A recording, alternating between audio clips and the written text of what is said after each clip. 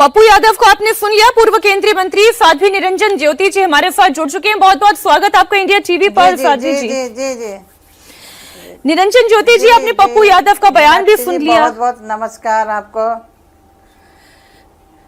पप्पू यादव का बयान आपने सुना, आपने वो प्रदर्शन भी देखा जो पप्पू यादव की तरफ से किया गया। ये क्या मैसेज देने की कोशिश हो रही है? पहली नजर में आपको इस तस्वीर को देखकर क्या लगा?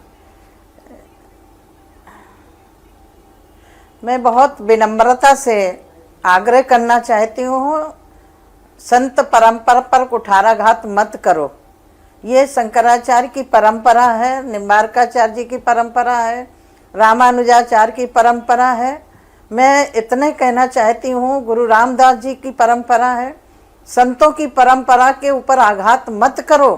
राजनीतिक स्तर इतना मत गिराओ कि हमारे सनातन की परंपरा पर कुठाराघात करो। मैं विनम्रता पूर्वक आग्रह करना चाहती हूँ, आंदोलन करिए, मांग करिए, लेकिन कभी कभी दृष्टि खोल करके देखिए। यदि लोगों ने आस्था से समर्पित किया है तो अब अयोध्या के अंदर भव्य और दिव्य मंदिर भी दिखाई पड़ रहा है। कुछ गलतियां हुई हैं जिन पर सरकार ने कठोर कार्रवाई की है, लेकिन इस तरह से लोकतंत्र की हत्या करना, मुझे लग रहा है किसी एंगल से शायद डॉक्टर भीमराव अंबेडकर होते तो भी इनको कोसते कि इस तरह के संविधान को लेकर के इस तरह से आस्था पर चोट पहुंचाना, मुझे लग रहा है कहीं किसी कोने से भी अच्छा नहीं है। और मैं आग्रह पूर्वक कहना चाहती हूँ, आयोग की अध्यक्ष होने के नाते आग्रह करना चाहती हूँ कि विरोध करो। प्रजातांत्रिक देश में विरोध करने का अधिकार है, लेकिन संत का अपमान मत करो, क्योंकि संत होना और संत बनना दोनों में बहुत बड़ा अंतर है। संत वो होता है जो अपने आप के तपाता है। मुझे याद है कि मैं 45 साल से साधु वेश में हूँ, संत हूँ, गुरु परंपरा से दीक्षित हूँ, लेकिन जब इस तरह से कोई हरकत करता है तो आहत पहुँचती है, ठेस पहुँचती है। मैं पप्पू जी को सुन रही थी, मैं पप्पू जी का व्यक्तिगत बहुत अच्छा सम्मान भी करती थी, लेकिन कहीं ना कहीं ये राहुल गांधी की कठपुतली बन करके जिस तरह से, उनको तो सम्मान करना नहीं है।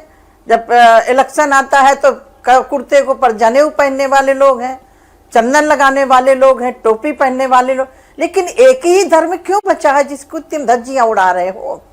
मैं एक ही निवेदन करके आपके माध्यम से, आपके चैनल के माध्यम से आग्रह करना चाहती हूँ कि तथाकथित रावण भी संत बनकर गया था, किया क्या? सीता का हरण किया, कालने में भी आया, राम के कार्य में बाधा पहुंचाने के लिए हनुमान जी को रोकने का प्रयास किया। तो मैं इतना कहना चाहती हूं कि संत बनना और कपड़ा पहनना दोनों में धरती आसमान का फर्क है। तुलना मैं नहीं कर सकती, लेकिन मुझे बहुत बड़ा आघात पहुंचा है।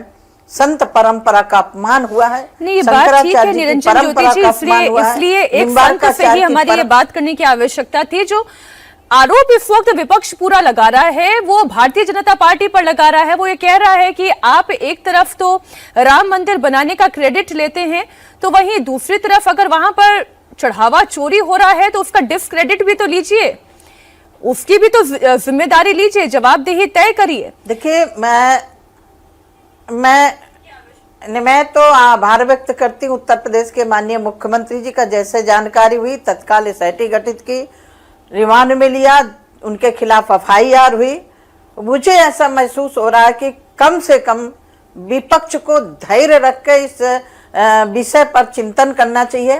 और मीनाक्षी जी, बड़ा दुर्भाग्य है, जो राम को नकारते थे, राम सेतु को नकारते थे, राम मंदिर के निमंत्रण को ठुकराते थे, आज वो राम राम जप रहे हैं। वो लोग राम राम जप रहे हैं जिन्होंने अयोध्या को रक्त रंजित किया था, वो लोग राम की बात कर रहे हैं। मुझे बड़ी पीड़ा होती है कि राजनीतिक रोटियां इस स्तर पर मत सेको। जहां हुआ है, घटना हुई है, गड़बड़ हुआ है, सरकार काम कर रही है। लेकिन साध्वी जी, आपको क्या लगता है कि पप्पू यादव, वैसे भी तो प्रदर्शन चल ही रहा था, इतने दिनों से समाजवादी पार्टी कर ही रही थी, पप्पू यादव ने ये संत का भेष, ये भगवा क्यों धारण किया? आपको क्या लगता है, क्या कारण है इसके पीछे?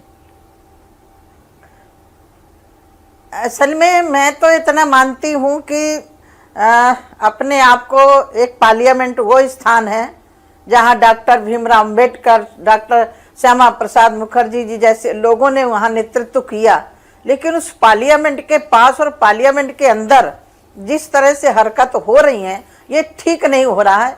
पप्पू यादव मुझे लग रहा है कि प्रियंका गांधी के बहुत प्रिय बनने के लिए ये कर रहे हैं। वास्तविकता में तो पप्पू गांधी स्वयं एक अपने आप में लीडर हैं, अपने आप में उनकी पहचान है, लेकिन आज की हरकत ने जो मेरी थोड़ी बहुत अच्छी भावना थी उनके प्रति, तो मुझे लग रहा, मुझे अच्छा नहीं लगा। अगर आप कह रही हैं कि राहुल गांधी और प्रियंका गांधी की कठपुतली बनकर वो ये काम कर रहे हैं, तो इसका मतलब ये है कि राहुल गांधी और प्रियंका गांधी की आस्था पर आप सवाल उठा रही हैं कि सनातन के प्रति या साधु संतों के प्रति उनकी आस्था नहीं है, इसलिए उन्होंने साधु के भेष को धारण करवा के यहाँ पर ये पूरा ड्रामा रचा है। देखिए, जो संत परंपरा को नहीं जानता, आदि गुरु आचार्य शंकराचार्य की परंपरा क्या है, 13 अखाड़ों की परंपरा क्या है, संतों की परंपरा क्या है, सन्यासियों की परंपरा क्या है, वैष्णवों की परंपरा क्या है, जो नहीं जानते, तो मुझे लग रहा है कि उनको ये भ्रम है। ये भ्रम, कपड़ा पहन करके कोई साधु नहीं हो सकता है। विचारधारा है साधुता, साधना है साधुता, संयम है साधुता। ये कपड़ा पहनने से कोई साधु नहीं होता। ये बात ठीक है आपकी साध्वी जी। एक मैं इसमें प्रश्न और जोड़ दूं, क्योंकि सनातन के केवल इसी कपड़े के प्रतीक को ही यहाँ पर चढ़ावा चोरी को टारगेट करने के लिए नहीं इस्तेमाल किया गया। गौमूत्र को लेकर कटाक्ष किया गया, वो प्रियंका गांधी के द्वारा किया गया, मल्लिकार्जुन खड़गे के द्वारा फिर मनुस्मृति का विषय उठाया गया। तो ये सारे विषय आपको क्या लगता है कि क्यों उठाए जा रहे हैं? ये देखिए, यदि आप बहुत गहराई से चिंतन करेंगे तो मुझे लग रहा है कि इन प्रकारेण सनातन संस्कृति को आघात पहुंचाने के लिए काम किया जा रहा है। हमारे यहाँ गो गब्बे माना जाता है, पंच गब्ब होते हैं जिसको पी करके व्यक्ति शुद्ध होता है। मनुस्मृति में लिखा, यत्र नार्यस्त पूज्यन्ते रमन्ते तत्र देवता। जिनको इन परंपराओं का बोध नहीं है, मुझे लग रहा है तथाकथित सनातन धर्मी बनने के लिए इस तरह के कुछ चक्र रचे जा रहे हैं, ये ठीक नहीं है। मैं आग्रह फिर से करना चाहती हूँ आपके माध्यम से कि इस तरह की हरकतें मत करो। चुनाव लड़िए, राजनीति करिए, पार्लियामेंट जाइए, लेकिन गौ का अपमान मत करो, हमारी गीता का अपमान मत करो, संतों का अपमान मत करो, गंगा जी का अपमान मत करो, मंदिरों का अपमान मत करो। एक तालाब में कोई मछली मरती तो पूरा तालाब गंदा नहीं होता, लेकिन इस तरह से बयानबाजी करना, मैं कल सुन रही थी पार्लियामेंट का गौमूत्र लेकर के, मनुस्मृति को लेकर के, और आज एक बड़ी विडंबना हुई कि ये पार्लियामेंट में जिस शब्दों का प्रयोग हो रहा है ये कहीं तक उचित नहीं है। आप उन शब्दों की बात कर रही हैं जो राहुल गांधी ने इस्तेमाल किए? यस, ये राहुल गांधी मुझे लग रहा है कि कम से कम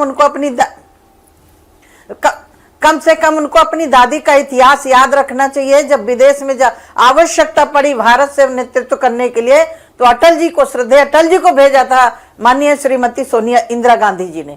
तो कम से कम इतना तो ध्यान रखना चाहिए, अपने पूर्वजों को पढ़ना चाहिए, अपने पूर्वजों ने क्या किया उसको पढ़ना चाहिए। और शायद मुझे लग रहा है कि राहुल गांधी ये इतिहास पढ़े होते तो ये भी याद रखना चाहिए, उन्हीं के समय इस देश के अंदर सिखों को भट्टियों में जलाया गया था, इन्हीं के कार्यकाल में, इन्हीं की सरकारों के समय पर मीसा लगाया गया था, इमरजेंसी लगाई गई थी। तो मुझे लग रहा है कि ये पुराना इतिहास भी तत्कालीन आज के समय में दोहराने की आवश्यकता है। मैं इतना मानती हूं कि गलती हुई है, कहीं भी हुई है, तो उसका सुधारने के लिए मौका भी मिलना चाहिए, और सरकार ने उसको बहुत कठोरता से पालन किया है। माननीय शिक्षा मंत्री ने अपनी नैतिकता के आधार पर त्यागपत्र भी दिया, और मैं सुन रही थी जिस तरह से नए शिक्षा मंत्री हैं उनके ऊपर प्रियंका गांधी ने कटाक्ष किया, तो ये अभी उचित नहीं है। बहुत शुक्रिया साध्वी निरंजन ज्योति जी, इंडिया टीवी को समय देने के लिए, इस पूरी चर्चा में शामिल होने के लिए। धन्यवाद मीनाक्षी जी, धन्यवाद।